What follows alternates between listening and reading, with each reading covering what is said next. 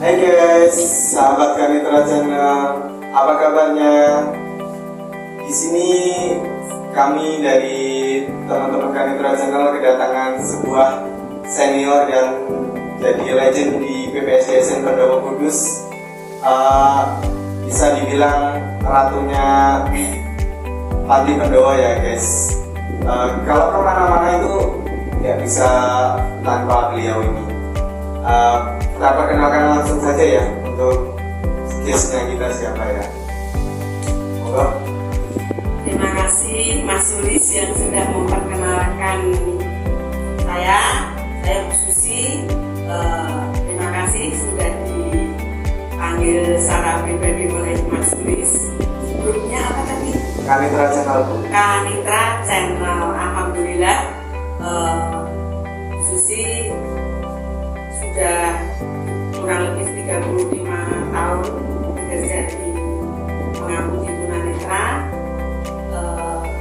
dan sekarang alhamdulillah sudah purna ya, lulus dengan cara yang baik. Kira-kira Mas Luis menginginkan Bu Susi untuk apa ini? Di sini kan temanya ngobrol ya Bu. Jadi ngobrol santai. Oke, ya. Sedikit boleh cerita ya Bu, story-nya Bu Susi dari awal sampai sekarang itu gimana gitu loh Bu? Oke, terima kasih. Mas Sulis ke Kudusnya dulu tahun berapa? Saya sekitar tahun 2002. Sekitar 2022. Nah, berarti sudah 2 tahun ini ya toh? 2 tahun ini. Kalau Bu Susi sudah 35 tahun lebih ya. Ini cerita awal Bu Susi masuk di sini ya. Bu Susi itu masuk di sini itu sekitar tahun 89 akhir. Nah, tepatnya tanggal 4 September tahun 1989. Jadi sudah yang tahun yang 5 tahun. Kan kamu belum lahir ya. Iya. Bu Susi sudah mengaku di sini, masih bujang Bu Susi waktu itu, karena ini acaranya ngobrol santai. Kira-kira dibatasi waktunya tidak? Nanti kalau Bu Susi terlanjur ngomong gak berhenti nanti. Santai Bu, nggak ada jas di sini. Oke ya. Oke ya, Bu Susi masih sedikit cerita. Pada saat awal Bu Susi masuk di sini itu, nama panti ini bukan PPS DSN, tapi masih SRPJN. SRPJN itu Sasana Rehabilitasi Satu ya. Kemudian diganti namanya PSBN. Setelah PSBN diganti PTN-PRW karena waktu itu pernah digabung dengan tunarungu bicara. Pernah dengar tidak? Belum jadi tunanetra Bu. Tunanetra. Setelah PTN-PRW, PSBN, baru terakhir ini Panti Pelayanan Sosial Disabilitas Sensor. Jadi ketika Bu Susi masuk di sini itu masih SRPJN itu panti kita masih milik pusat ya, milik Departemen Sosial waktu itu. Kemudian zamannya Pak Gus Dur Presiden pernah kita punya progresi ya toh, pernah sempat dikembangkan. Kemudian panti ini diambil alih oleh Dinas Sosial Provinsi, sehingga yang dulu dari pusat dari Kemensos, dari waktu itu Departemen Sosial, kemudian diambil alih jadi milik Dinas Sosial Provinsi. Kemudian karena Bu Susi waktu itu terjun di sini masih bujang ya, kebetulan masih bujang, tetapi saya waktu itu melihat tunanetra kok ternyata banyak kelebihannya. Ya, terima kasih ya. Jadi kami sambung kembali ya, untuk pada awal Bu Susi masuk di sini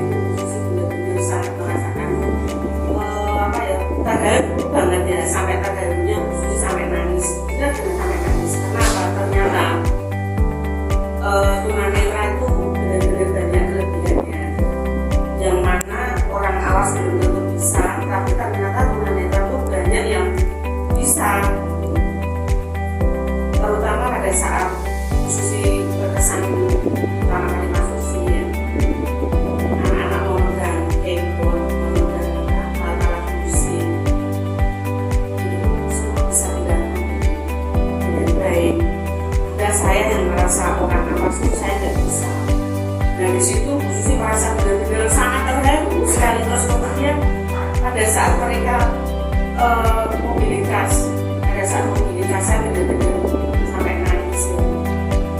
Ternyata banyak terbiasa. Dari situ Bu Susi merasa sangat-sangat bersyukurnya karena apa? Susi merasa banyak diberikan kesempurnaan. Kita masih melihat di bawah. Nah, dari situ Bu Susi harus benar-benar kerja itu dengan hati dan ikhlas. Intinya seperti itu. Sampai sekarang Bu Susi itu menerapkannya seperti itu, menerapkan kerja itu dengan hati dan dengan ikhlas. Karena apa?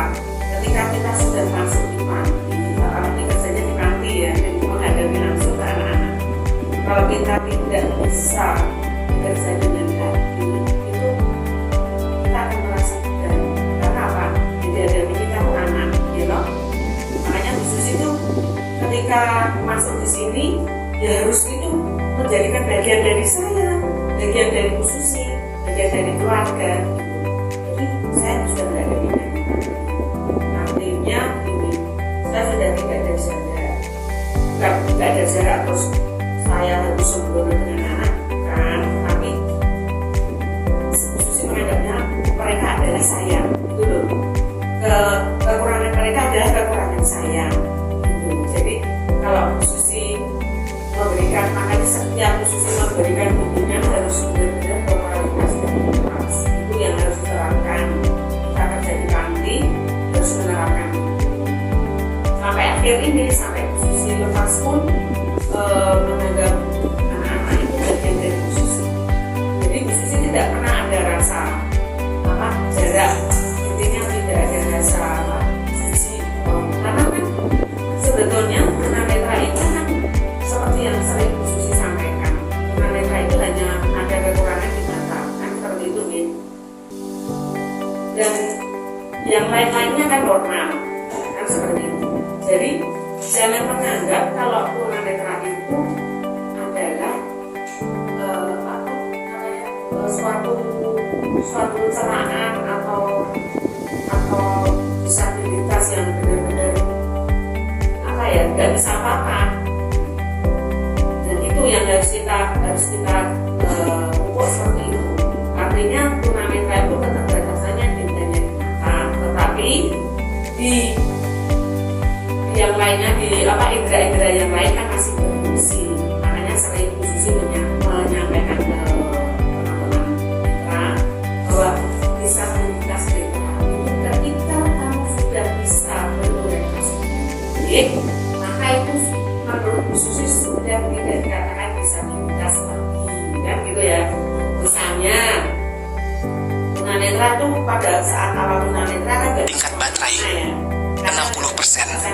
karena aku tidak tahu ya, tidak tahu aku harus kemana dan bagaimana. Tetapi setelah di sini kalian mendapatkan mobilitas dengan baik, orientasi dengan baik, kan bisa kemana-mana sendiri, bisa menuju ke suatu tempat sendiri, ya gitu kan.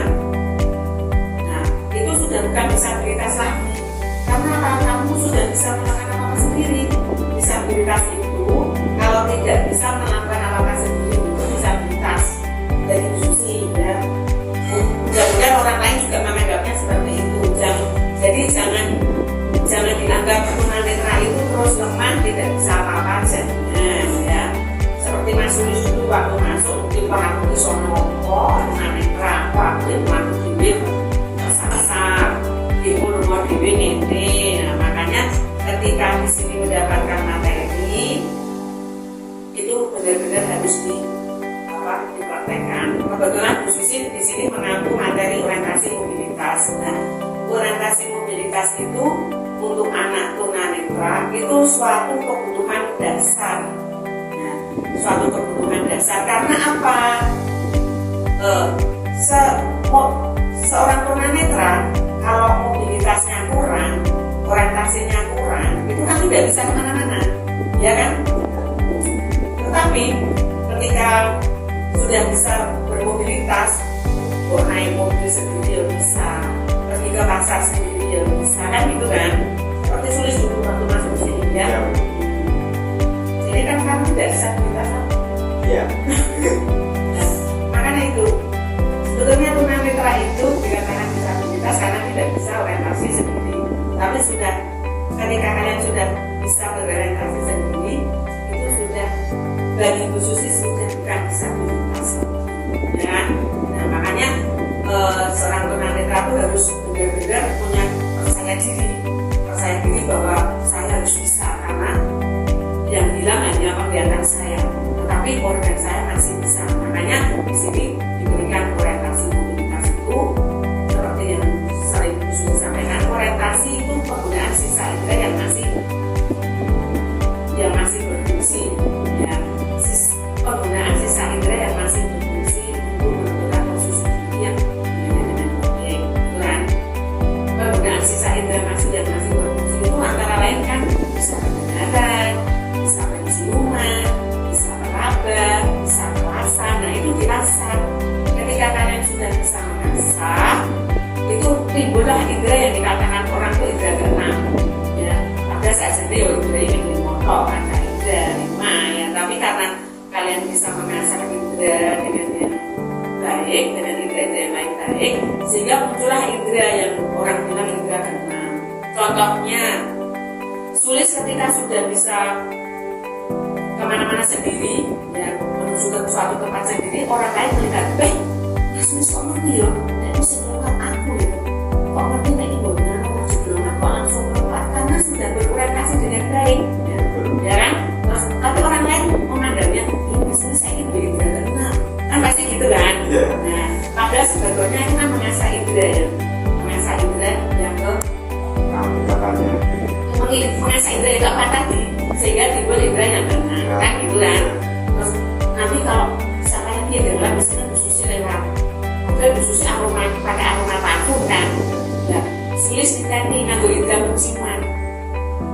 Wah ini nih aroma ini Bu Susi, ya Bu Susi lewat, Bu Susi, ya dipanggil gitu. Terus orang awam melihat, ya tapi kok mendapat disini Bu Susi. Nah padahal tunanetra terus akhirnya bisa bikin tidak keenam. Nah pasti seperti itu ya. Nah sering terjadi seperti itu. Makanya itu seorang tunanetra itu untuk kebutuhan dasar itu orientasi mobilitas itu penting.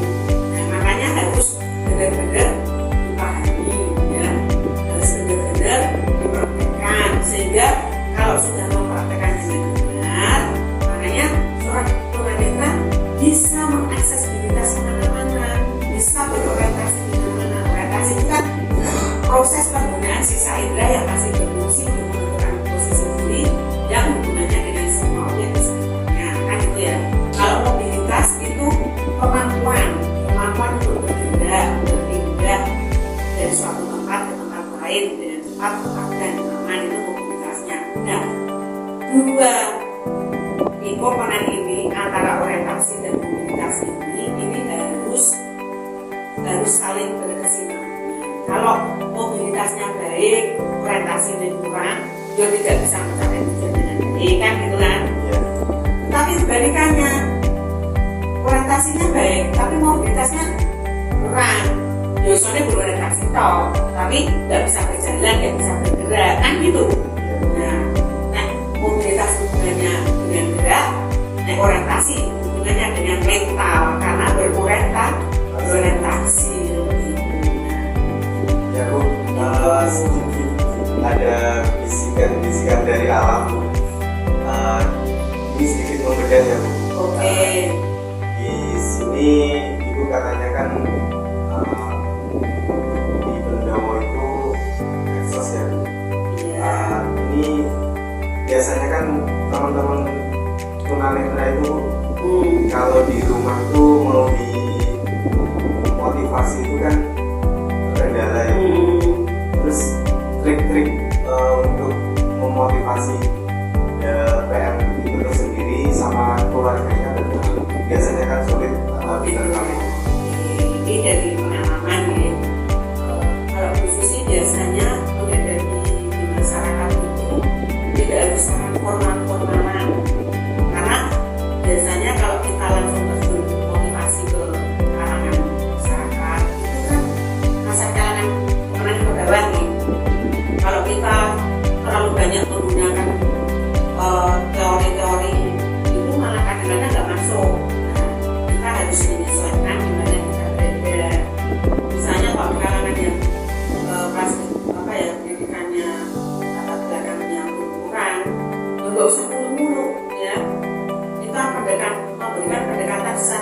keadaan saja. Nah, diajak dulu, motivasi, kemudian diarahkan. Kalau biasanya yang sering ditemui di daerah-daerah itu, ibunya kadang dengan anak sok pergi anak, ya toh, adunan netra mulai gopo, pusat mulai sopopo, tapi khususnya kadang menyampaikannya seperti itu kan, yang orang tanya tadi sering saya katakan, itu saya jadikan putranya pintar, lima bu, dasar, terus dasar itu saya kekurangan di mana pintar, kita mau milih, misalnya kalau masih wistok, misalnya, jangan wistok. Terus nek sebenarnya sekolah mau mboten Bu. Ya kalau sebenarnya wong awas gitu kan. Biasanya kan seperti itu. Khususnya terus ada yang ngene biasanya. Jadi saya melihat bilang, saya awas menjadikan sekolah kan malah sing ini sing ada kekurangan di mana apa menjadikan sekolah ke. Dan ini kan malah sing kekurangan khususnya ini yang harus diutamakan kan Bu. Dan pakai sekolah yang tadi ini terus dinapake lah. Dinapake lebih sekolah yang tadi ini nggak boleh teknik baru disampaikan. Ini ada yang khusus menangani panti dinas sosial provinsi Jawa Tengah itu, ada yang melayani khusus para disabilitas tunanetra. Tepatnya di mana tempatnya ya kalau di SKJ dan lagi terus ada di beberapa tempat yang menangani disabilitas. Kita sampaikan terus kita sampaikan tujuannya, misinya, kemudian biasanya Bu Susi membawa video anak-anak kegiatan. Nah, dari video kegiatan itu nanti Bu Susi perlihatkan ke orang tuanya, sehingga orang tua itu tertarik. Oh, ternyata di sana benar-benar seperti ini. Terus pantinya juga saya foto, saya tunjukkan. Bu Susi biasanya saya membawa leaflet, saya tunjukkan. Kalau di sini tuh panti salah satu panti dinas sosial yang melayani tunanetra yang semuanya biaya ditanggung oleh pemerintah. Artinya semua itu gratis, tidak dipungut biaya. Itu perlu disampaikan ke orang tua, sehingga orang tua di dalam melepas anak itu bisa nyaman, tenang. Apalagi kita membawa leaflet, kemudian menunjukkan karya-karya mereka, menunjukkan kegiatan-kegiatan anak. Kan di sini kegiatan anak kan banyak. Ada kerawitan, ada rebana, kemudian ada band, itu salah satunya. Terus yang Al-Quran juga ada big farming, ya toh. Itu apa? Kegiatan anak-anak itu loh, ya, berkebun. Terus hasil keterampilanmu seperti ini, gadis dansa, hasil keterampilannya apa ini? Membuat print ya, membuat print bag ya, terus apa? Kain print yang ada di belakang ini kan semua hasil karyanya kalian. Nah itu perlu ditunjukkan ke orang tua, sehingga orang tua itu yakin kalau di sini tuh benar-benar dilayani dan mendapat pengetahuan serta keterampilan. Sampai itu juga kita tunjukkan bahwa anak-anak setelah sampai di sini tuh semuanya rata-rata bisa mandiri, bisa membuka lapangan kerja sendiri, yaitu dengan asas untuk sementara ini kan gitu. Jadi orang tua benar-benar yakin, enggak meyakinkan orang tua itu memang agak susah. Kita tidak boleh terburu-buru, tapi perlu waktu. Jadi biasanya khususnya kalau motivasi itu membutuhkan waktu lama.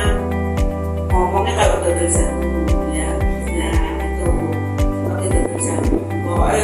Ngomong untuk meyakinkan orang tua, biar orang tua tuh benar-benar yakin kalau di sini itu mendapatkan pelayanan kesejahteraan sosial secara gratis, ya, dilayani dengan baik. Apalagi kita mendapatkan seorang pimpinan yang benar-benar peduli dengan kalian, ya, khususnya merasakan ya setiap pimpinan itu punya kebijakan tersendiri, ya, semuanya baik, dan ini kebetulan kan banyak pemajuannya, ya toh. banyak kemajuan yang kamu merasakan ya ini ya. Kita harus banyak mendukung kepala panti untuk kemajuan kesejahteraan yang ada di sini juga, ya kan? Apalagi nih? Sebelum itu ya, untuk selama 35 tahun ini ya, kesan-kesan terus hal apa yang biasanya menjengkelkan dalam menghadapi teman-teman tunanetra, dan gimana cara meyakinkan teman-teman tunanetra biar bisa bergabung di GPSDSN Bendowo. Oke, kalau untuk khusus sendiri, untuk kesannya khusus ke anak-anak tunanetra seperti yang khusus pada awal masuk tadi ya, awal masuk di sini itu kesannya kan justru dengan adanya tunanetra khusus itu lebih banyak bersyukur kan gitu ya, lebih banyak bersyukur. Oh ternyata kita masih diberikan kesempurnaan dibandingkan anak-anak, itu yang membuat khusus lebih bersyukur. Kemudian dengan rasa syukur itu makanya kita kerja harus penuh dengan keikhlasan. Ini sering ditanamkan ke teman-teman khusus yang di bawah ya, yang baru-baru. Kita kerja itu jangan hanya mengejar popularitas atau mengejar apa namanya jabatan, tetapi kita harus benar-benar kerja ikhlas, karena yang menjaga kita tunanetra itu khususnya ya. Kemudian untuk anak-anak tunanetra sendiri, karena kalian sudah diberikan wadah di sini, ya, sudah diberikan fasilitas di sini, hak-hak kamu sudah terpenuhi semuanya ya, hanya terpenuhi, dan di sini juga tidak usah kos, ya toh, semua sudah terpenuhi, baik makan, kebutuhan bimbingan, ya toh, terus kebutuhan kesehatan pun sampai dilayani kan, 2 minggu sekali kebutuhan kesehatan. Makanya gunakan kesempatan kalian dengan sebaik-baik mungkin, karena tidak ada pendidikan selain di khusus tunanetra ya. Kamu kalau cari di luar kan harus bayar, pasti ya, bayarnya orang sipil, belum makannya kan gitu, nginepnya bayar, kok bayar gurunya bayar pasti, terus bayar nginepnya, bayar makannya, semuanya tuh harus berapa coba? Kalau di Bendowo lebih dari sekian juta. tahun. Nah, tapi di sini enggak, setiap bulan itu yang kamu kebutuhan lagi, karena bayar listrik listriknya ada rumah bayarnya udah kok ya. Khususnya bayar listrik itu hampir 700 loh. Listrik kok, coba bayangkan. Khususnya seorang diri bayar listrik, tapi nek kamu diri sampai 1 juta. Itu bayangkan saja. Oh ya, aku nek nyetel sawan-sawan orang bayar kan, aman. Terus aku habis telu aman kan, aku makan ya telu aman kan, aman kan Ben? Nah, makanya ketika kalian diberikan kesempatan di sini, gunakanlah kesempatan itu dengan sebaik-baiknya. Semua kegiatan diikuti dengan baik ya, karena hak kamu dipenuhi, sehingga kewajiban kamu juga harus dipenuhi, jadi ada keseimbangan.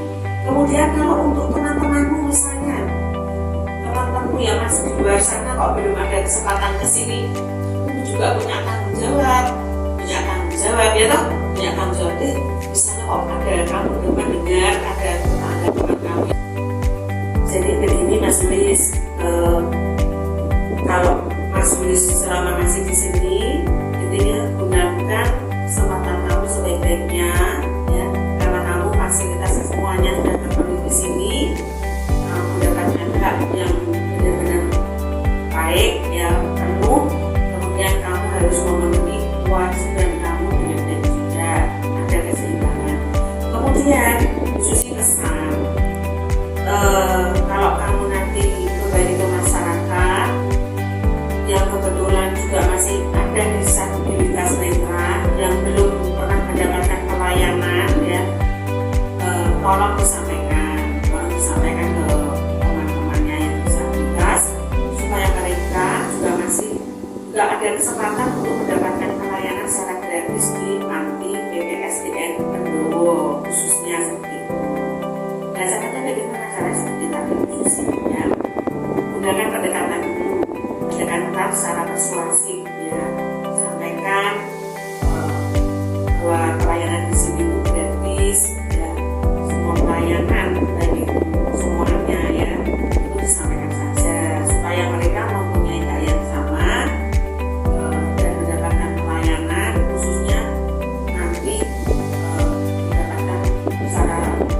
finansial. Kan kamu tujuannya kan bisa bekerja toh. Nah, berarti kan mendapatkan pelayanan secara finansial juga kan. Mau dilatih dengan rekan kerja kan gitu ya. Jadi mudah-mudahan apa materi yang sudah di sini nanti bisa diterapkan, diimplementasikan ke kalian sendiri. Seperti tadi mobilitas rentasi ya, itu sudah tidak usah menggantungkan yang lain, kamu bisa kemana-mana sendirian ya sudah ya. Kemudian untuk secara finansialnya kamu sudah mendapatkan teori di sini maupun praktek ya, untuk membuka lapangan pekerjaan sendiri, dan itu bisa diterapkan nanti setelah lulus di sini. Nah, insya Allah meskipun kamu sudah ada penyandang netra, tapi kamu sudah bukan netra lagi, mau sudah bekerja dan sudah bisa kemana-mana sendiri. Nah, oke. Jadi jangan pernah menyerah. Nanti kamu pun kalau pas memotivasi secara penyandang disabilitas netra, kamu juga memberikan semangat ke mereka. Aku bikin pernah tapi aku sekarang harus semangat, karena disabilitas netra itu bukan segala-galanya, bukan akhir dari kehidupan kan gitu ya. Berbeda kan apa? Jangan sampai terjadi. Karena hidup, mati, rezeki, jodoh itu sudah digariskan sama Allah. Pokoknya mencoba bunuh diri, dan memang Allah belum menghendaki, malah kuat jadi terkapar. Hidup bukan, mati pun tak mau. Jangan sampai terjadi itu. Makanya kita harus semangat, ya semangat. Mas Sulis, insya Allah nanti lulus dari sini harus bisa membuka lapangan pekerjaan sendiri dengan ilmu yang ada. Oke, terima kasih. Itu yang perlu saya sampaikan. Ada lagi pertanyaan? Sudah cukup. Oke, terima kasih. Mungkin dari Bu Susi cukup. Assalamualaikum warahmatullahi wabarakatuh. Waalaikumsalam. Ya, untuk teman-teman Kapitra Channel, sedikit cerita dari senior PPSD Desa Pendowo yang sudah berjasa untuk memotivasi dan membimbing teman-teman tunanetra. Dan jangan lupa ada karya teman-teman tunanetra yaitu EcoPrint. Kalau mau cari linknya bisa di Tokopedia, Gadis Dansa. Itu di sana banyak produk-produk dari tunanetra dan penyandang disabilitas mental. Jangan lupa video ini di like dan di subscribe ya teman-teman. Terima kasih, sampai jumpa lagi di video selanjutnya.